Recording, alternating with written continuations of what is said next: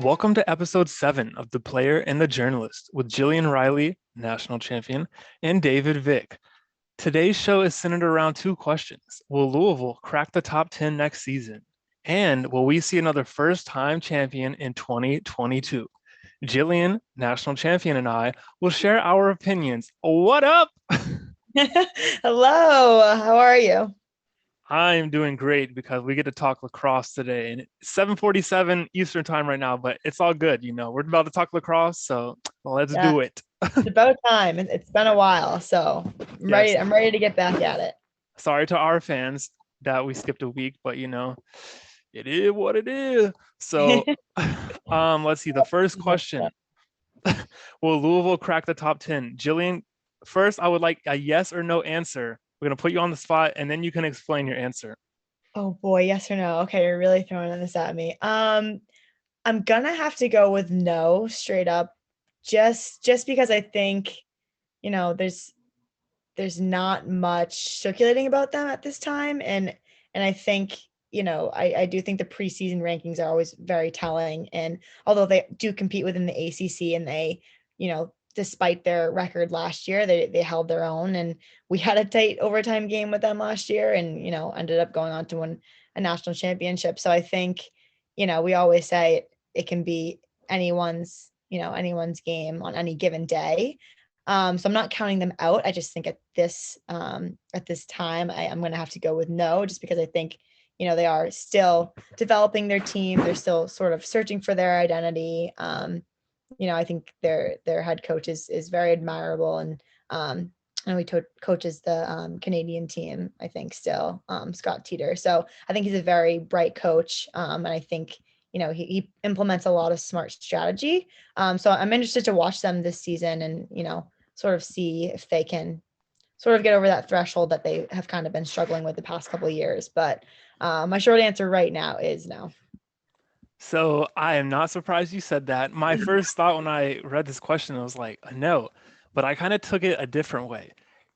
Can they reach the top 10? I'm going to say yes, but if it's going to happen, it's got to be week 2 or week 3 because based on how their schedule plays out, which I don't know how it will at this point because it hasn't been released, but if they get like a Virginia or a Notre Dame week 2 or week 3 and they beat both of them and they're 3-0, they might jump in there at the top 10. So do I think they'll finish in the top 10?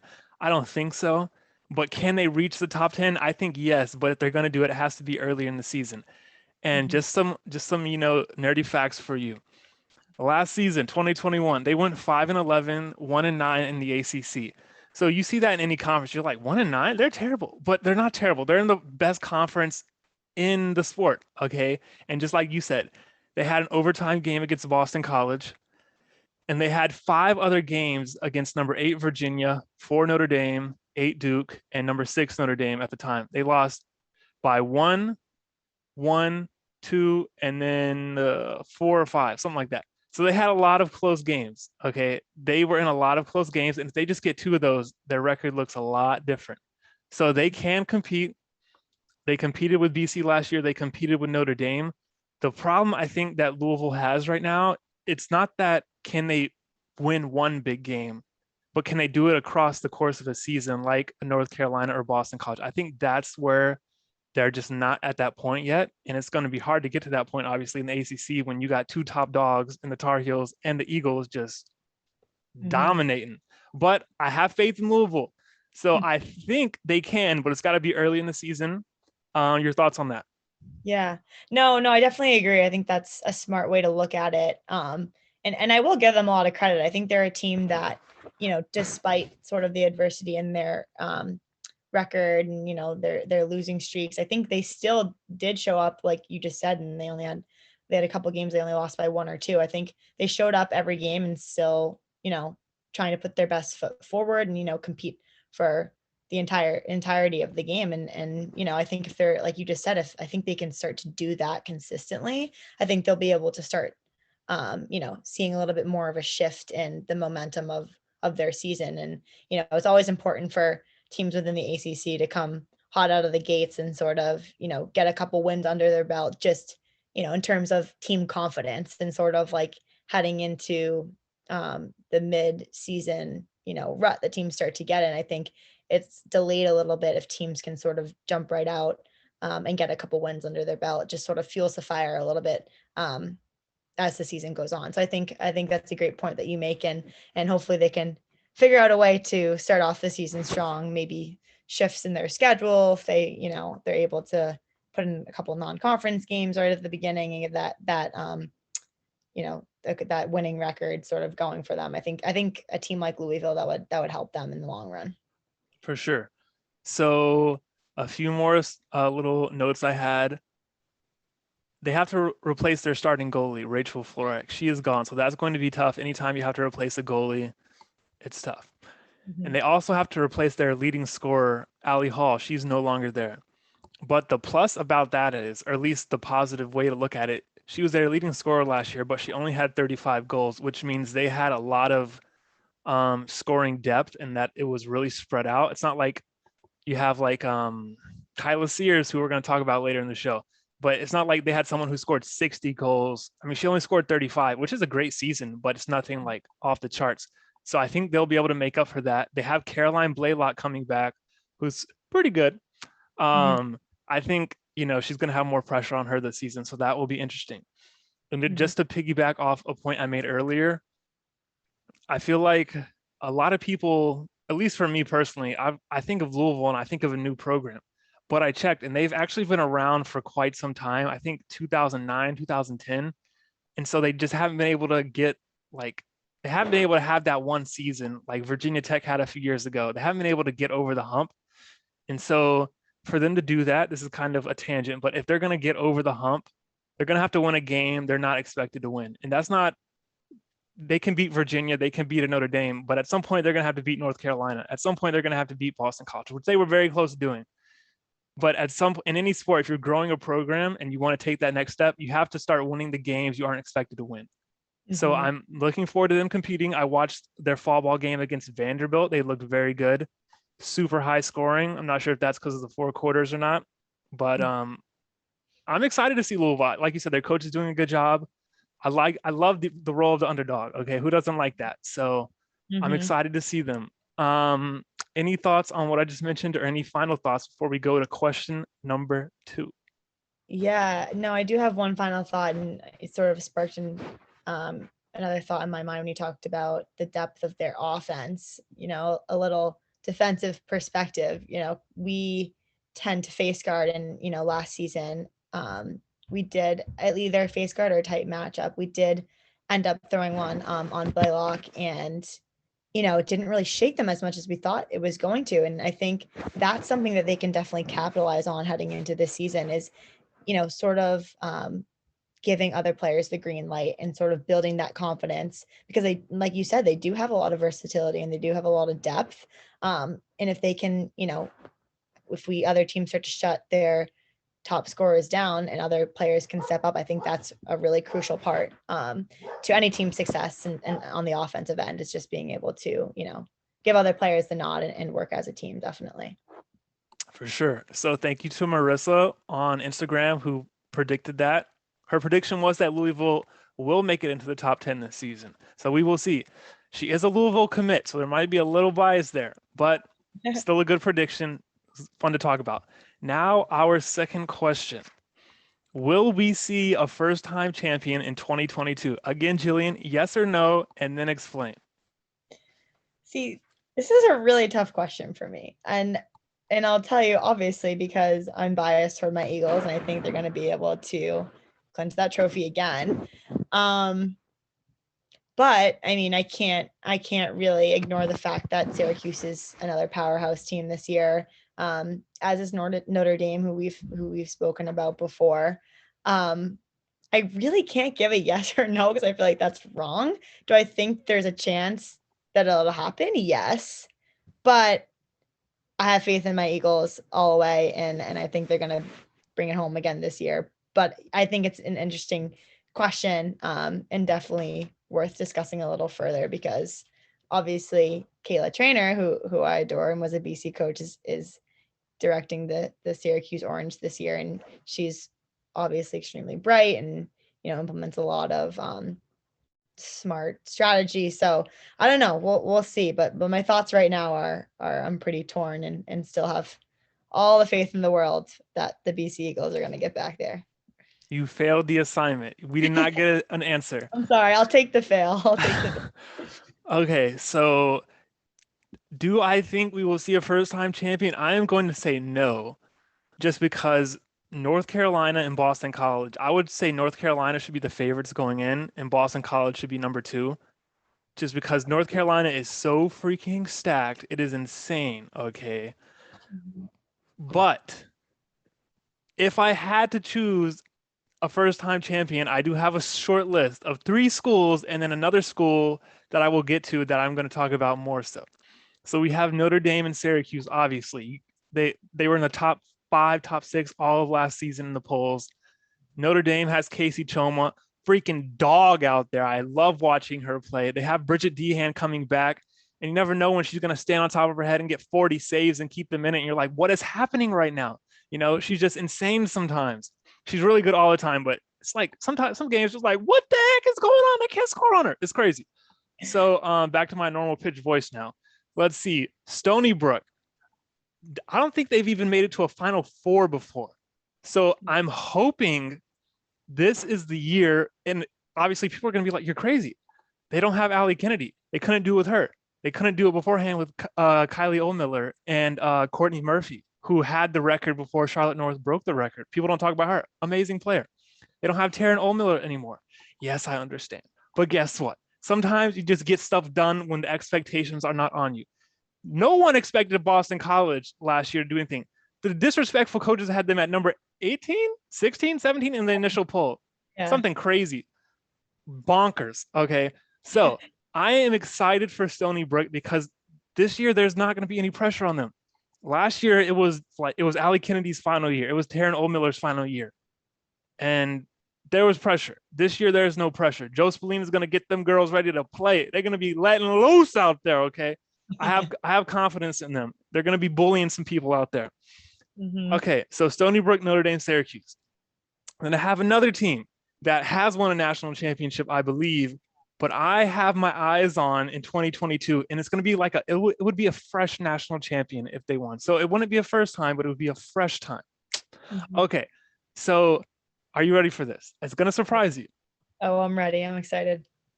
I am thinking Princeton can get it done. What are your initial thoughts?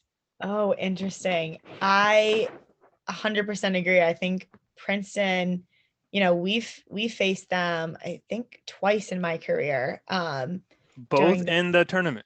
Yes, during the Elite 8 round, I want to say, or maybe one was the round before. But I see it. I think out of all the Ivy League teams, Princeton definitely has the most potential. And again, they're another team that just sort of flies under everybody's radar.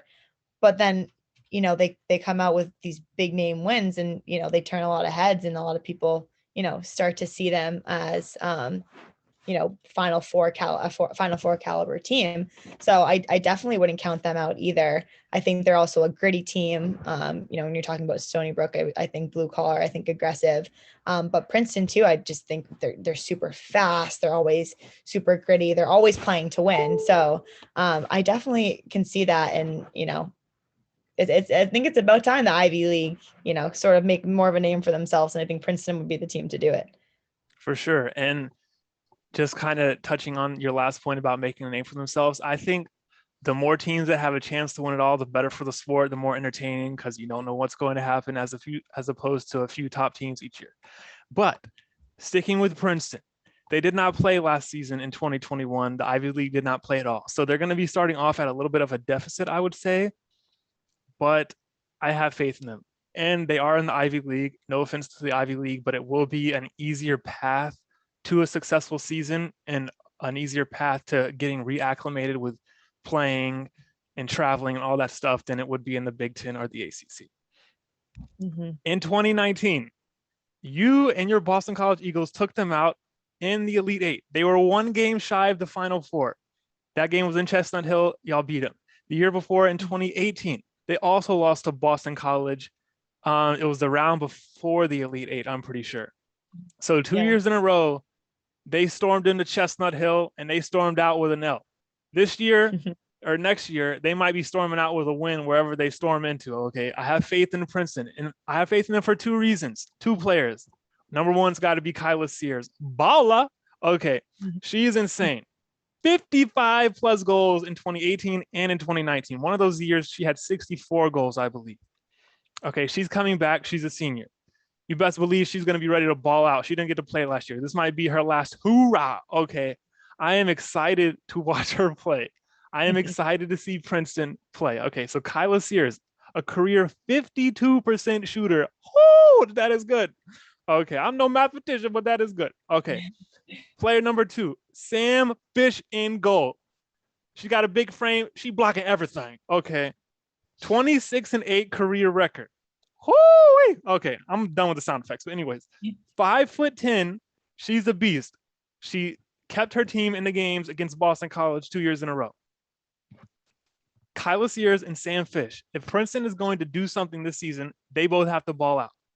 And I think they need a player to step up in the midfield because they don't have Elizabeth George anymore, who was an amazing player. Loved watching her play. Why is she not an Athletes Unlimited? I don't know, but that's a problem. Anyways, they need someone to step up in the midfield. They have a goalie that can keep them in a lot of games. They have a goalie that's a proven winner. She's not going to be afraid of the moment. She can ball. Okay, and I think she's number 12, so I'm a fan of number 12. Not Tom Brady, but I'm a fan of number 12 in general. So, anyways, those two players, and they have a very experienced coaching staff. Princeton has been there before, okay, and I have faith that they can do it again. Now, if they come out and stink the bed week 1, week 2, week 3, I don't even care because they're going to get it going. I have faith in Princeton in 2022. I'm done. You take the floor.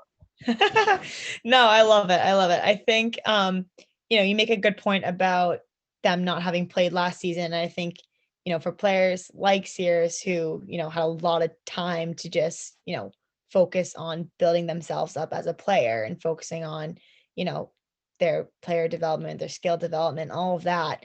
I think that's also going to be a lot of fuel for their fire, having so much time off and being able to learn and grow, and also the frustration in having to sit back and watch other conferences and other teams compete.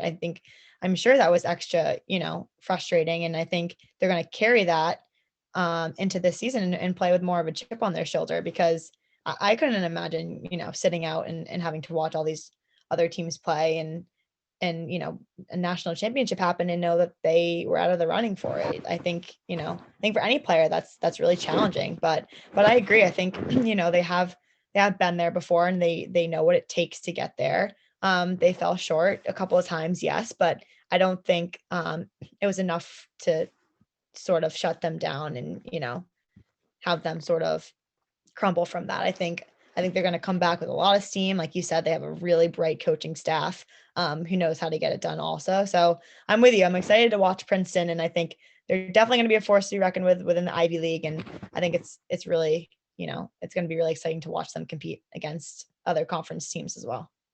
Awesome. And so just to keep talking about them for a second and their chances, I feel like this is the case with any team, but if you get into the NCAA tournament, you need two things. You need a goalie who can keep you in the game. Rachel Hall, case in point, against North Carolina. You're not scoring on me. And then you need someone who can score the rock. Give me the ball and get out the way, okay? Because sometimes, obviously you want all 7 players on offense to be a threat and make the defense guard 7 players. But sometimes you need to have a player step up when no one else is scoring, when no one else is getting their stuff going. Sometimes you just got to have someone say, I got this. Get on this back of mine, okay? So Kyla Sears has that potential. She is fast. She is quick. 52% shooter from the field in her career. Get her the ball and let her rip it, okay? So as you can tell, I'm very hyped up about Princeton. I cannot wait to see them take the field in 2022. I hope they do good, okay? And if they do, I'm going to be on here saying, I told you so. And if they don't, then, we're not going to talk about it. But I'm just so, yes, Princeton. And also, something I would like to get your thoughts on as it relates to Princeton and other teams who come from these conferences who don't have as much depth. So we have teams each year, specifically Florida, who dominate their conference, always make the NCAA tournament, but come tournament time, when they play these schools from the ACC and the Big Ten, they come up short. Do you think there is something to be said about not playing a certain caliber of team throughout the season, or of teams plural, and then you get to the postseason and it's like boom, oh snap, you know? Do you think there's something to be said about that? Yeah, I definitely think so. I think, for me, coming from having competed in the ACC for 5 years, and having it be, the most dominant conference, at least in my mind, I think it definitely plays a role because, we have the honor of competing against the best of the best throughout the entirety of the season.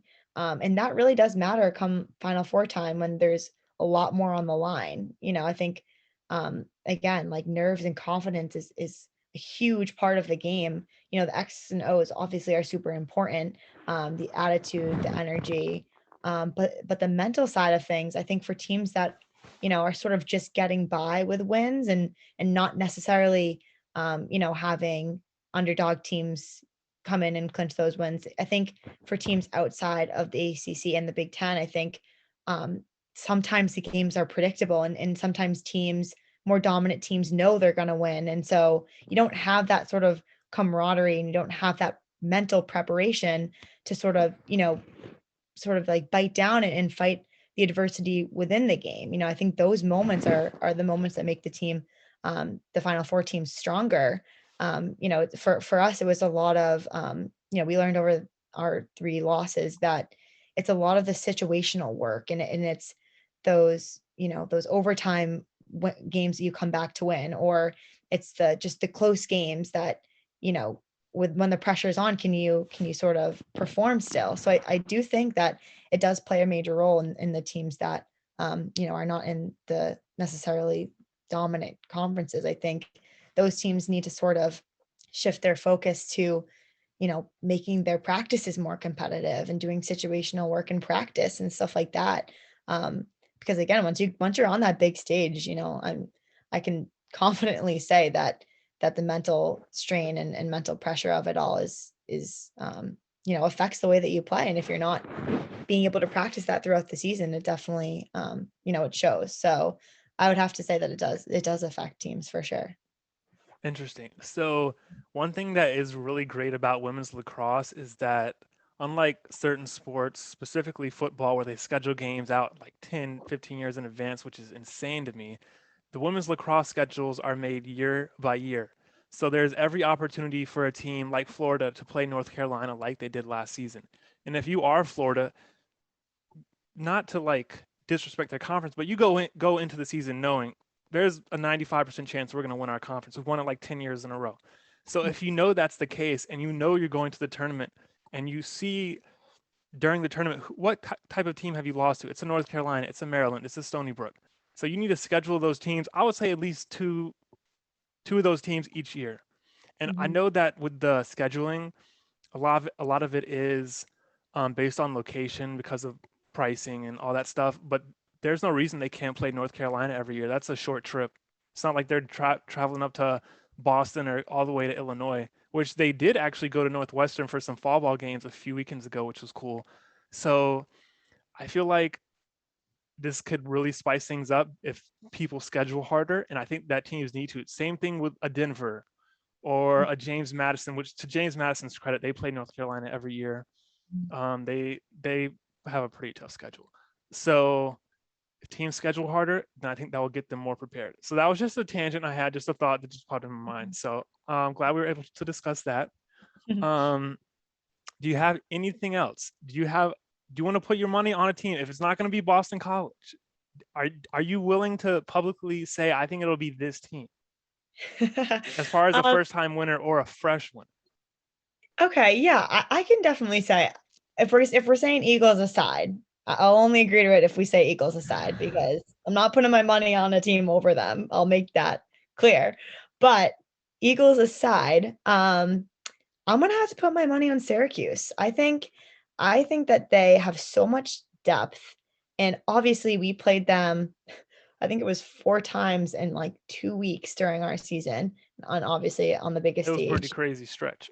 It was crazy, and they they know how to compete. They have players who are experienced. They have players who are smart and skilled and fast and strong.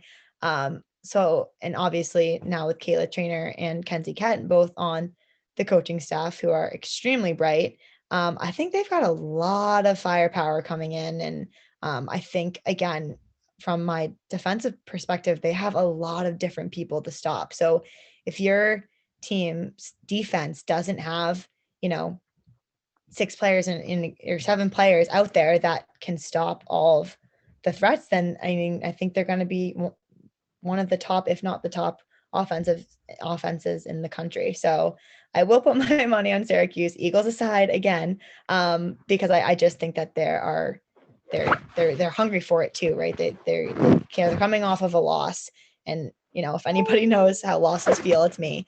And it really teaches you something, and it really, you know, it really puts a chip on your shoulder heading into the following season. You know, I don't want to leave out UNC because they, again, coming from 3 Final Four losses, same story. I think there's a lot of firepower coming from them also. Same sort of story. They have a lot of depth. They have a lot of experienced players, a lot of smart players. So I think it's a toss up, definitely.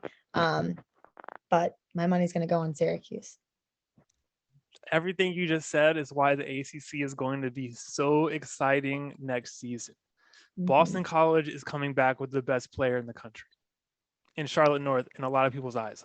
North Carolina is coming in with the best goalie in the country in a lot of people's eyes, in Taylor Moreno. And I don't think there's much debate to this. No disrespect to other teams, but they've got to have the best depth in the country. I mean, they've got talent all over the place. Scanone, when she comes, she doesn't even start. She comes in and just shooting rifles from the freaking 8 meter. Okay, I mean, they have talent all over the place. And Jamie Ortega, it's her final season. And I have to be honest, if I'm going to pull for one team in 2022, it's got to be North Carolina, for the same reason that I was pulling for Boston College last year. I feel like I want to see them get to the ultimate prize, which is winning a national championship. They've been so close. They've had the undefeated seasons, just like Boston College had, and then Boston College would lose. I just feel like North Carolina, I want to see them win because I know that they've been through the pain. They've been through the struggle. I want to see Jamie Ortega win a Tewaaraton. She is insane. She's a quiet superstar. I mean, you have Charlotte North, not saying that Charlotte North is loud, but you have Charlotte North and Jamie Ortega. They're very different, okay? Just from a fan's perspective. I want to see Jamie Ortega ball out again because she's just amazing. I hope everyone enjoys her final season, if it is going to be her final season. Congrats to her, by the way. She just signed a sponsorship with one of the stick companies. Can't remember the name on top of my head. Vick. There you go. Oh, well, I don't know how to pronounce that. Yeah. I don't know how to pronounce it either, but shout out to her. But then you have Syracuse, Emily Harrischuk. This is her final go at it. Sam Swart. You have the Tyrell sisters coming back. Megan Tyrell has been a starter there since she was a freshman. They do have to replace their goalie, but they have Kimber Howard coming over from North Carolina, who will probably be starting at every other school in the country if she wasn't backing up Taylor Moreno. So, I mean, this is going to be insane. And obviously Boston College with Rachel Hall. And I think the hottest coach in terms of success right now in the country, Acacia Walker. I mean, look what she's done over the past few years. And it's not even the past few years. She built Boston College up. I mean, it's crazy. So there's going to be so many storylines. And then you have Pitt, okay? Oh, my goodness. Hail to Pitt, as they say nowadays. And then, what was it? Virginia Tech has a new coach. I mean, there's just so much going on. It's going to be insane. I cannot wait to watch the ACC. It's going to be must-watch TV. And no one's even talking about Caitlin Wurzberger. She's about to ball out. Katie Hogue is gone. It's the Wurzberger show now, okay? It's going to be crazy. So the ACC, my God, it's going to be amazing, amazing, amazing. Yeah. I'm foaming at the mouth, okay? It's going to be amazing. So it's very exciting. It's going to be a very interesting season to tune into. And, you know, you mentioned a bunch of players who I think are set up to have standout seasons. So definitely wishing it was February and the season was about to start. But I think, you know, it's teams are using this time to sort of get the training under their belt and get the identities forming and all of that. But I will say, to one of your points about about UNC. I obviously am pulling for them too. I think, I can't help but relate to how they felt, the past 3 years. And I think we've talked about this on this podcast before, but everything happens for a reason. And, if any of the UNC players are listening, that's something to hold on to. And I'm sure they can say that they've learned something from each of the losses, and they're going to carry that into this season as well. So again, it's going to be exciting to watch. There's a lot going on. Yeah, and I'm ready to see what players stand out too. If there are some new names that are sort of up in the highlights and on social media and stuff too. So it's very exciting. Awesome. Yes. So we definitely got off on a little tangent there at the end. Totally my fault. One little question I had for you, since this is episode 7, and we will wrap it up with this. Who is the best number 7 in college lacrosse? Oh, wow, that's a good question. Best number 7 in college lacrosse. And you cannot say Caitlin Mossman. I'm pretty sure she's number 7. Well, I Right? was just going to say her because her nickname is Sevs on our team, and she had her best season of her career this past year, as a junior. And again, I could go on and talk about her, but I know we don't have a lot of time. So I can't say her. I don't know. That's a tough question. Do you have someone in mind? Someone else in mind? So the first person that came to mind was Caroline Cordray from Duke. Okay. Because I don't know a lot of number 7s. Okay. Sorry, Yeah. number 7, but I know she's number 7 and she was a good player. And then obviously Kyla Sears, I'm pretty sure is number 7. But yeah, I don't know a whole lot of number 7s. Yeah. So, but that's why I was like, I'm gonna ask Jillian because she's gonna have something. Hey, Caitlin Mossman is a beast. Okay, She is. She little is. stealthy beast. Yeah, exactly. To be honest, I don't know too many other number 7s either. I'm sure if I saw their name, I'd be like, oh yeah, she's number 7. But yeah, I guess episode 7, it's got to go out to Caitlin Mossman just because she's the only one I can think of right now, and she's a phenomenal player, phenomenal lefty, and yeah, again, I could rave about her for days. So All right, maybe we'll start doing this each episode until we get to like the 30s, or well, no yeah, disrespect to players in the 30s, but like the 80s and 90s. So yeah, yeah, maybe for next episode we're gonna have to exclude Charlotte North because she would be the easy answer for number 8. right, definitely. Well, Just maybe. I'll think on that one now that I have some time and I know this question's coming. I'll think on that one. We'll have Awesome. Maybe for episode 8. Awesome. Maybe that'll become our little episode, little trivia. Awesome. I love it. So that is episode 7. Thank you very much for listening, and hopefully you enjoyed the show. And we will be back in either 2 weeks, or if we skip a week, it'll be 3. But we're going to do our best to be back in 2. Thank you very much.